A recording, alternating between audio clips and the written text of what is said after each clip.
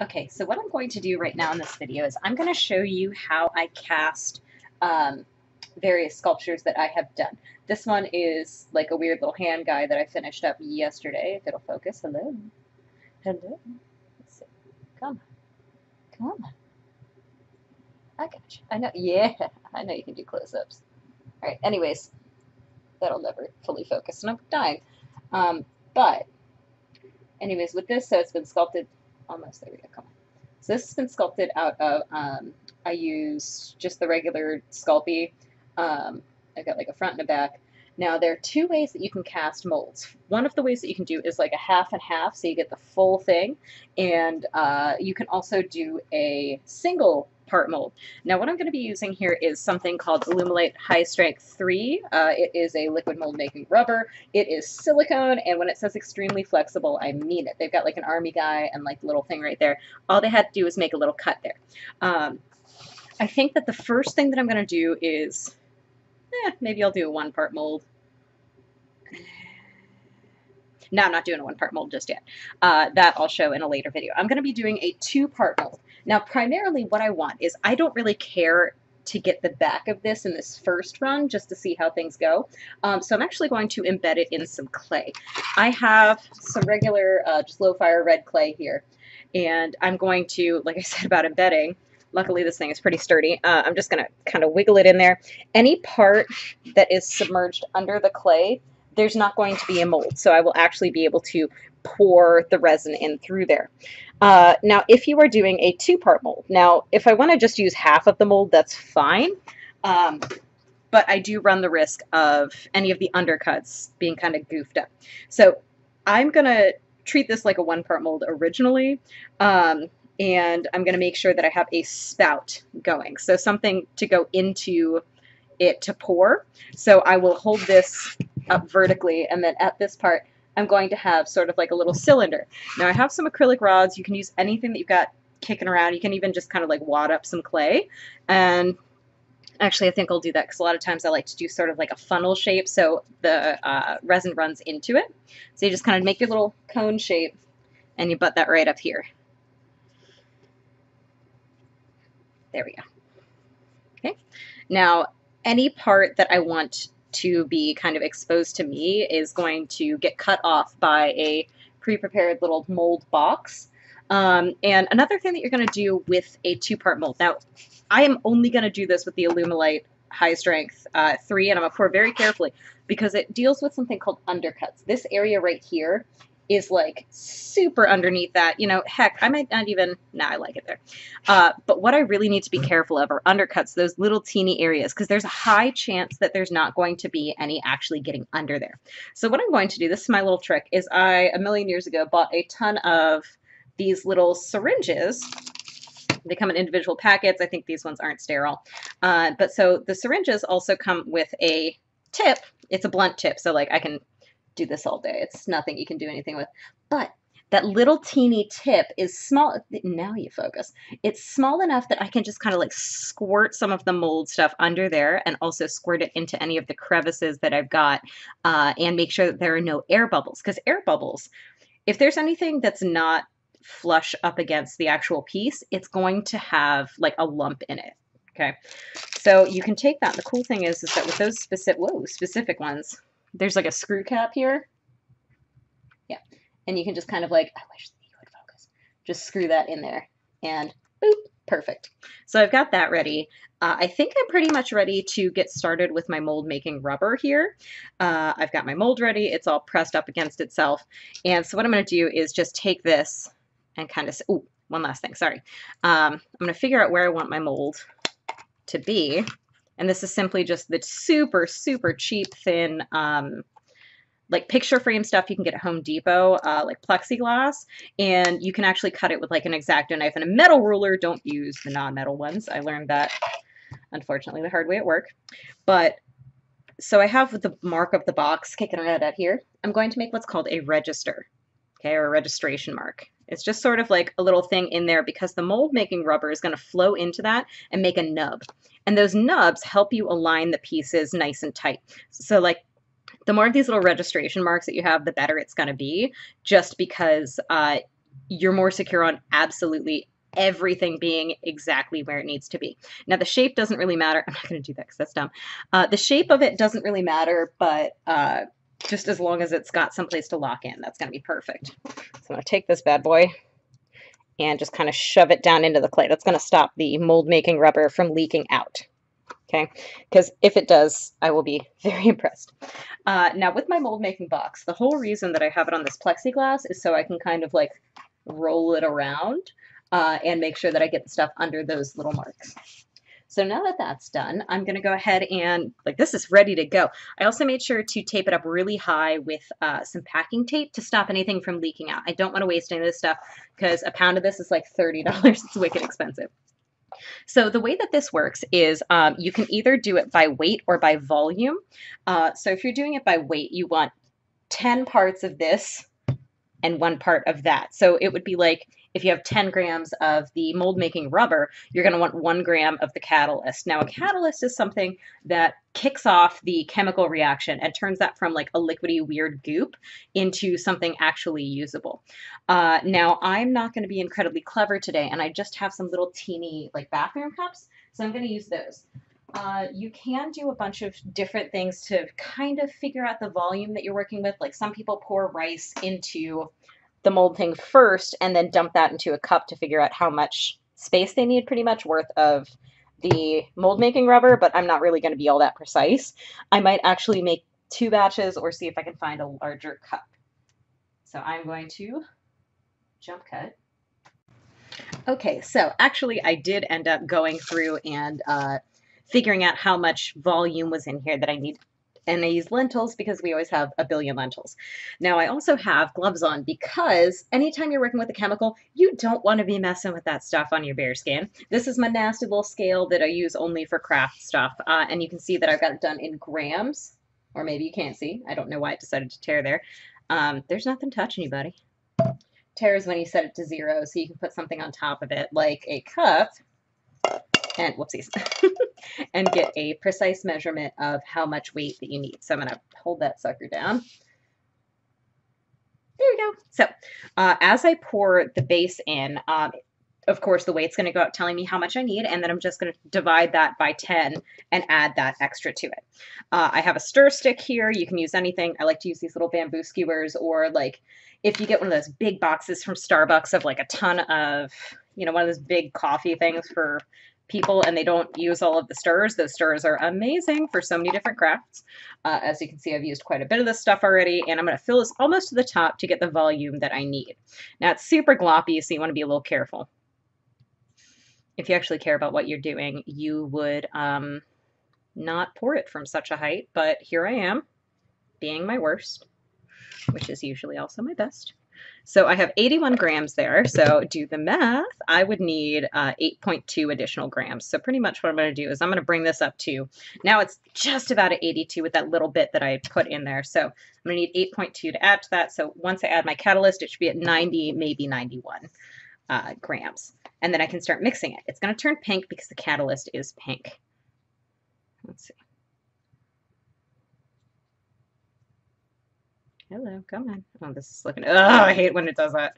Okay, come on. A little bit more. I'm going to leave it at that. There we go, 91. Perfect. So I've got that, and next I'm going to just stir away. Now here's the hard part, because this is pretty much brimming to the top. I did not need this much. I should have done a little bit less. Now, the catalyst is the really liquidy part, and the base of the mold making rubber is the part that is the thicker one. So I'm just kind of folding it in there to try and trap some of that catalyst down in there. So I don't have it splash out, which happens all the time, and it's the worst. It's such a waste of catalyst. And like I said, the catalyst is the part that makes it go. So more catalyst sometimes, unless you like break some chemical equilibrium, more catalyst means that you will have it curing faster. Now the cool thing about silicone, and you can do some pretty basic molds using silicone caulk and actually dish soap. If you have a really soapy, like a lot of dish soap in a container with some water, you can pump the silicone caulk into it and then just kind of massage it with your gloved hands. And you can use that as a really quote unquote cheap way to make molds. But the detail's garbage and it's not very stretchy, even though it is silicone. That's why I like break the bank and buy this stuff, because it's pretty much, if I'm going to be potentially mass producing something, I better do a good job of it. I'm a big freak about quality with my artwork. So here we go, really getting it mixed up finally. And one way that you can do this is you can actually do a preliminary layer of this where you like brush it on, or I was going to actually like inject it on. Now I'm guessing this is going to be so viscous, meaning so thick, that it's barely going to pull, but I've got an incredible amount of suction on there and we can watch and hope that it works. I'm highly doubting it at this point. Oh, there it goes. Oh yeah. So I've made a vacuum by pulling the air up, and that is, oh, get it back in there, is slowly pulling the rest of it up in there. There's the world's tiniest amount coming in here. I might not even bother with this. As you can see, a teeny tiny bit coming up. Yeah, this looks like garbage. But I might take this and inject it specifically into the pupil of the eye that I have. Yeah, I'm not dealing with this, because I really want that to be part of the mold. I used a bead for that, so it's pretty specific. So I'm just going to kind of like lay that little bit down in there, and I'm kind of poking it, just kind of get it deep into those crevices. It's better with a toothpick or the end of my skewer once I'm done. I'll take this guy, squirt him down in there. Yeah! I actually watched it, since it's a bead, I actually watched it like inject in there, so that's perfect. Okay. Just rubbing it around. Luckily, yeah, see all that air? Not good. Luckily for me, like I was saying about the silicone and how you can just kind of stick it down in, that soapy water. Humidity and liquid helps silicone cure. So this is the one time that it's actually super handy, that it's insanely humid out. It's been raining for like 2 solid weeks now, and it's kind of the worst. Also, it's very, very hot. So I'm actually going to stick this outside when it's kind of doing its thing. I'm also going to keep it at an angle so I can roll it down. But first I'm going to drop or pour it from the side at an angle, because this helps to kind of like pop air bubbles as it's going down. Now that I've got enough in there to start going under that hand, I'm going to make sure that I get quite a bit in that corner there. I'm tapping it a lot to bring the air bubbles to the top. And then I'm slowly letting it pour back. It's not too big of a deal if it gets completely under there, but I really want that thumb to work out. So I'm going to kind of coat it with a thin layer, and I'm going to keep rolling it around to make sure that it kind of gets in all the little nooks and crannies that I want it to be in. Another thing that you can do, especially once you've got that first little like skin on there, the first little kind of glazing of the mold making rubber, is you can hit it with a hair dryer, which will help to pop any bubbles that are in there. Now, I don't really care about too many details outside of the fingers. Ooh, see all those air bubbles that just kind of popped up? See those guys? Come on. I know you can focus. I've seen it. There we go. Yeah, see all those air bubbles that popped up from me shaking it? Very glad I did that. So once I get that little skin on it, tapping it every which way. Okay, once I get that little skin on it, I'm actually going to hit it with the hair dryer to pop this. Where did my hair dryer go? Hello? I know I had you. Oh, butts. Oh, it's so close but so far. My setup is a disaster. So I'm going to plug my little hair dryer in. I'm going to hit it with that heat, pop those bubbles. Also, the air definitely helps, kind of just pushing it. Ooh, we got some poppage. Push it in there.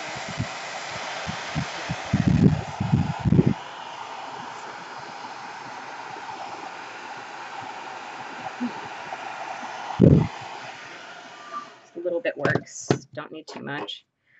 Again, if you get a really thin stream, it'll actually start to kind of pop the bubbles as it's coming down, but since this is so viscous, I'm not sure how well that's going to work out.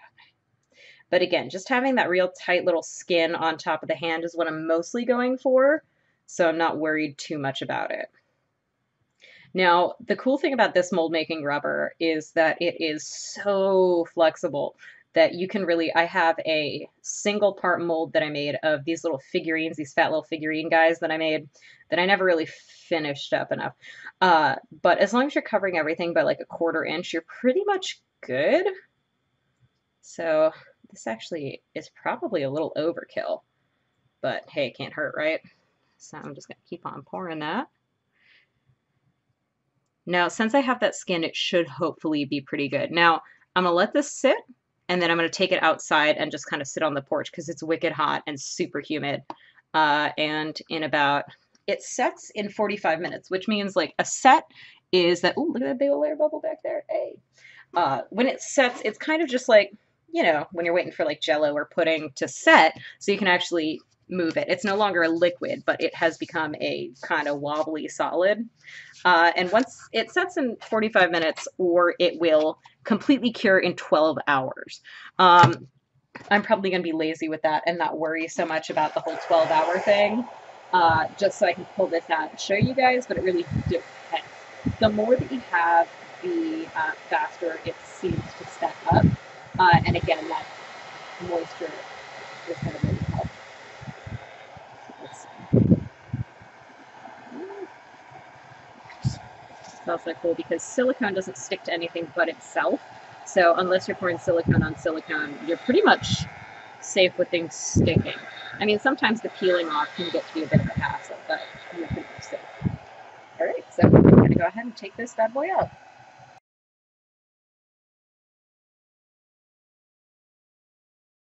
For it to set, and you can see that it's gotten like nubbly, kind of cute. I've got the back portion of the hand here. Now, just for the purposes of this video, I'm going to not do the whole 2-part thing. If I were to do a 2-part mold, what I would do is spray a like an anti-stick agent that stops the silicone from sticking to itself, like I said earlier, and I would pour more of the silicone on top to make the second part. That way they could just kind of like interlock into each other, and I could pour the resin through here. So what I'm going to do is I'm actually going to just pop this thing out. Whoop. Now there's this part of it like right here that's still a little soft feeling, so I'm not sure if that's going to work out, but I mean, it's going to help for the video no matter what I do. So I can just peel any of the parts out that aren't the silicone, so that pops out real easy. That again is if this were the 2-part mold where I could pour the resin in. And let's see, if it starts getting kind of gooey, I think I'm going to put it back and see how that goes. Still feeling a little soft. Ugh. Touch nervous about that. Let's see. No, it's coming off. I'm wondering if it's so soft just because there's less of the mold material there. So I'm popping it off. See, I was talking about how well it takes detail and how flexible it is. You can see the little teeny bits of it kind of like, hello, hey. All right, I might just give up on that. Okay, so the little bits of it clinging on here as we're pulling it apart. Okay, like right in between the fingers there. All right, so I can just pop this out. Ooh, nice. It's looking pretty good. Ooh, it's getting a little sticky feeling there. Ooh, a little soft. Come on, buddy. Yeah. Oh, perfect. Excellent. So you can actually see if you're looking up really close to it, you can see a teensy bit right there where like the eye impression is and all that. Okay, let's see. One day I'll get used to this new camera. That day is not today, but I will definitely try. There we go. You can see the eye in there and like the thumb and the fingers up at the top. So with this part, what I'm actually going to do is just kind of like as a test run, I'm going to pop this guy back in here to kind of stop any of the resin from leaking out.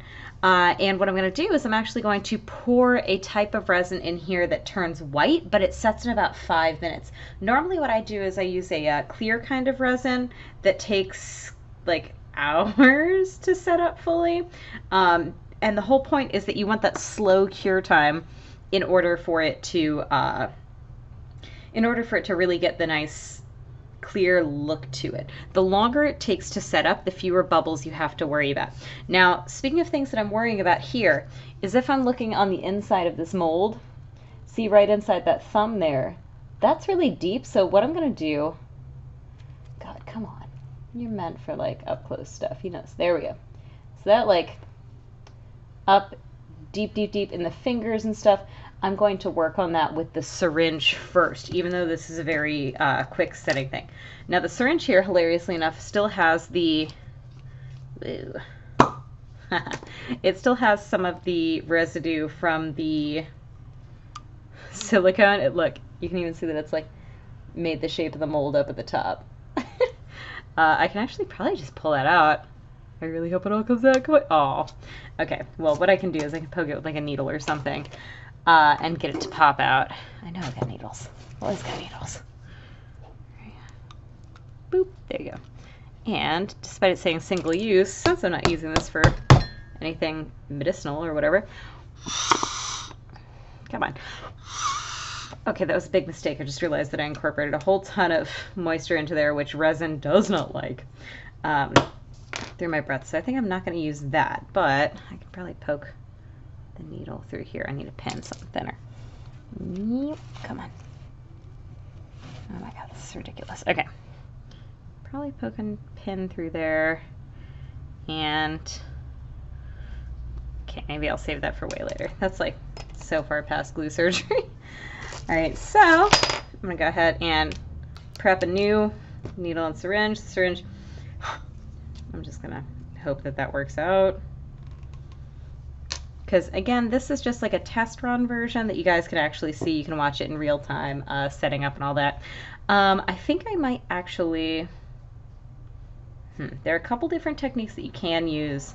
I kind of want this to be just a straight white model. Now what I'm using here, and again I'm going to put gloves on because you never want chemicals to touch your skin, especially when it's something like this that can be, I believe, like cancerous. I mean, if you're hardcore into it. So I'm getting my little gloves on, feeling like a little raccoon. Love them because they make your hands look all little. Come on, get off there. Boop, boop, boop, boop. All right. Okay, so stick brand new cup up on there. Hit that tear button. Open that guy up. Now this one, it's not a 10-to-1 like it was before. This is a 1-to-1 of amazing casting resin. It's the liquid to solid in 5 minutes. The totally white one. Yeah, there you go. Totally white one. So this probably should take, I want to say like max like 12 ounces, so 6 of each. There we go. 6. And let's see. Yeah, it should be okay. 6 here. Sometimes I'll add a little bit of colorant, but I kind of lost a lot of my colorants when I moved somewhere at my family home. Okay, 10, 11, and 12. Perfect. So now this one's actually really cool because it starts clear, and as you are mixing it, it will kind of like turn white, and then it will go back to clear. And when it goes back to clear, that's when you know that you've mixed everything up together correctly. Now, of course, it's a white cup, so it's kind of impossible to look at, but it seems to have gone pretty much to clear. The cool thing about resin is that it is a chemical reaction that involves a lot of heat. So heat is given off as it is blended and like getting ready to go. And the faster the cure, the hotter it gets. So I'm going to take this, even though it's very quick. Oh, butts. You know, it's a very quick one. Suck it up.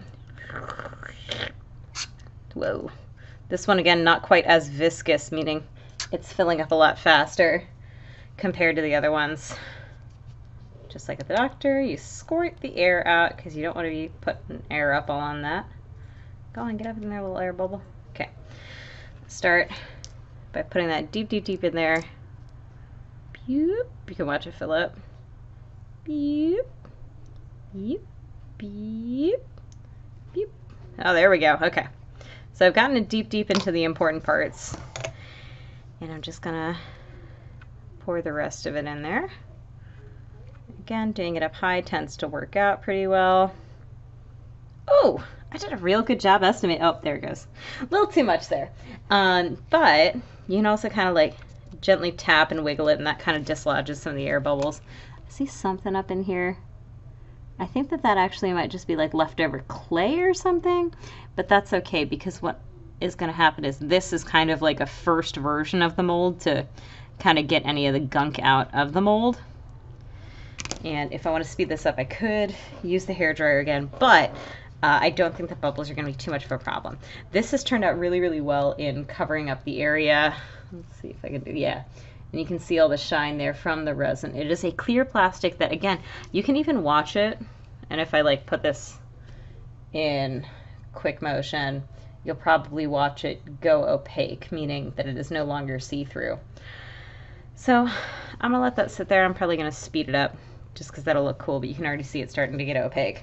But in about 5 minutes, it's actually going to be ready for me to pull out, and you guys can actually see it.